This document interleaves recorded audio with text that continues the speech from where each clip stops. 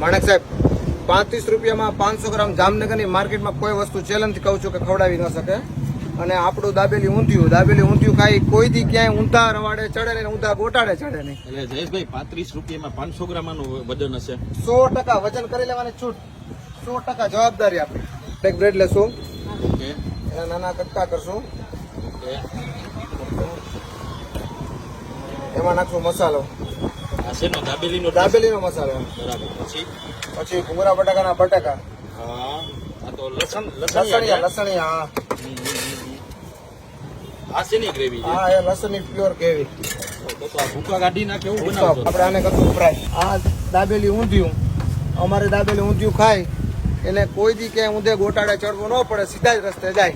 હવે આપણે આમાં નાખશું કાજુ, દેશી કાજુ, બી આપણા બી આપણે જામનગરના બી. પછી સફરજન, પછી પીસ. માણેક સાહેબ, તમારું આ દાબેલી ઊંધિયું. માણેક સર, આપણું એડ્રેસ છે રણજીત નગર, બકાલા માર્કેટની સામે, A7.